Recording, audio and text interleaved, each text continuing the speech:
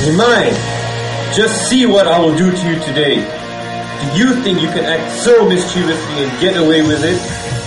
Although you are my son, I will not spare you today.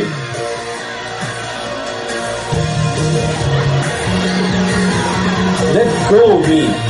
Today I will beat the boy. Dear Prabhu, you are not to be a very liberal person. What superior intelligence are you displaying by beating your son? He's just a boy, and so he has no sense of discrimination. Dear Prabhu, Nimai is an innocent child. Please leave him. Respected Mishra, please hear me. Your son is not at fault.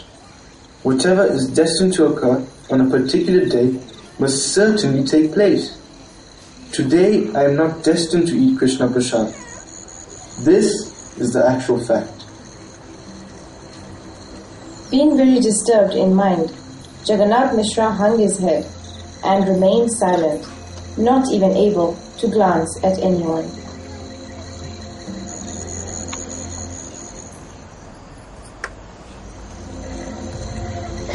Upon seeing what had happened, Vishwarup came there. Vishwarup appeared so wonderfully charming that his beauty could not be compared to anything with mundane experience. Indeed, he appeared to be identical to Lord Nityananda, being his expansion. Enchanted by Vishwarup's exquisite form, the pilgrim Brahmin stared at him with a gaping mouth. He then managed to inquire, Who is the father of this extraordinary personality?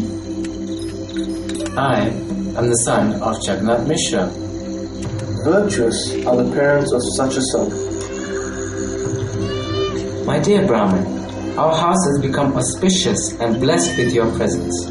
We travel simply for the purpose of purifying the earth. It is our great fortune that you have allowed us to serve you. Please forgive us for what has happened. Please do not feel sorry. I shall eat some fruit and vegetables. Please bring whatever you have in your house. I will accept it happily. My dear Brahmin, you are an ocean of mercy. Still, I am not content knowing that you have not eaten. Please prepare an offering for your deity once more. I have already cooked twice today, and yet Lord Krishna did not allow me to eat. From this, I can understand that I am not destined to eat today. This is certainly Lord Krishna's desire. It is very late at night and will cause a lot of inconvenience. There is nothing wrong with time. Everyone will be pleased. Please cook, please. Okay, alright, I'll cook once again. When the necessary ingredients were bought, the Brahmin began to cook, and child Nimai was kept at a safe distance. Indeed, Jagannath Mishra posted himself at the doorway to Nimai's room. Within a short while, the Brahmin finished cooking. He prepared the bowl and sat down to offer the food in meditation to Lord Krishna. Nimai knew everything, and he desired to reveal himself to the Brahmin. For this purpose, the Lord made everyone fall fast asleep. And then he appeared where the Brahmin was offering his bhog to Lord Krishna. Oh, Jagannath Mishra! Oh, Brahmin, you are reputed to be a magnanimous soul. You called for me, and so I came. Why should you blame me? You chanted mantras to invoke my presence, and so I came to you. How could I resist? You incessantly meditate upon me, and so I decided to appear before you. At that moment, the Brahmin saw a wonderful sight. The Supreme Lord was standing before him, playing his flute. The Brahmin saw the Lord's body fully decorated with transcendental ornaments, bedecked with jewels. Overwhelmed by ecstasy due to seeing such a wonderful display of opulence, the Brahmin fainted.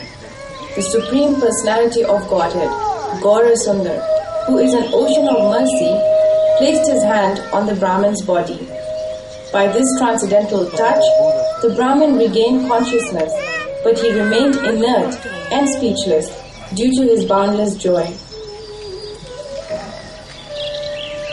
Learned Brahmin, in many past lives you were my servant and always meditated upon me.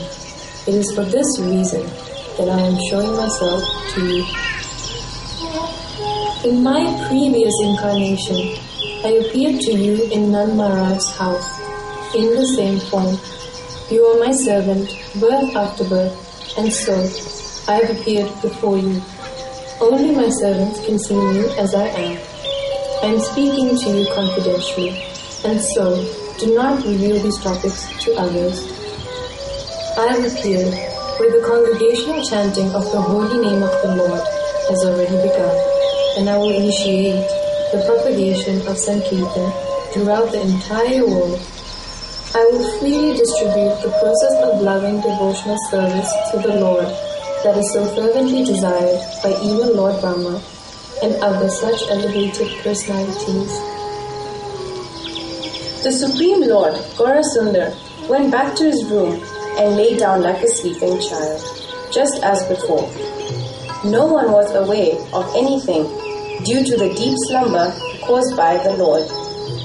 The pious Brahmin was filled with exhilaration after having witnessed the Lord's pastime. He danced and he sang, Jai Gaurasundar, Jai Nimai, Jai Sachinanda, all glories to Mahaprabhu. Sri Chaitanya Mahaprabhu ki Jai. The Brahmin's loud sounds awakened the household residents, and so he refrained from further outbursts. He wanted to tell all the people about how the Supreme Lord had appeared among them, but he remained silent, remembering the Lord's warning. The Brahmin remained at Navadvip for some time. Every day he would beg alms from various places, but then return to see the Lord. Gaurasundar is the Supreme Lord, Narayan, the husband of Lakshmi Devi. He is also Ramchandra, the husband of Sita Devi.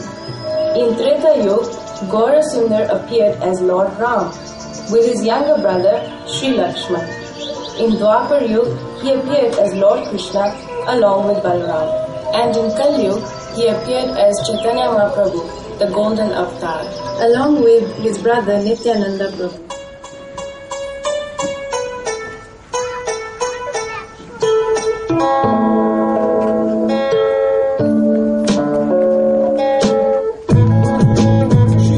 Mahaprabhu ki Jai.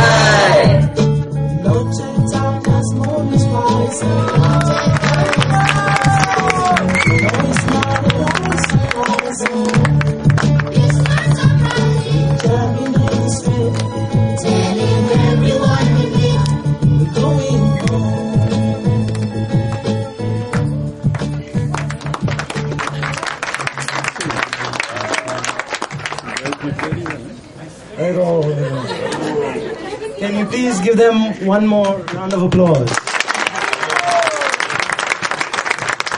So, does anyone know the moral of the story? You shouldn't beat your children. I'm just kidding. So, there was a technical difficulty. This whole life is full of technical difficulty.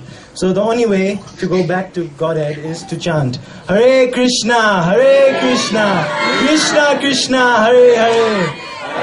Hare Ram, Ram Ram, Hare Hare. Shri Chaitanya Mahaprabhu ki. Also, can you give a big hand to Deepa, the narrator, and Sham, the sound editor. Haribo! And now everyone can take prasad, Mahaprasad, and be happy. Haribo! Hare Krishna.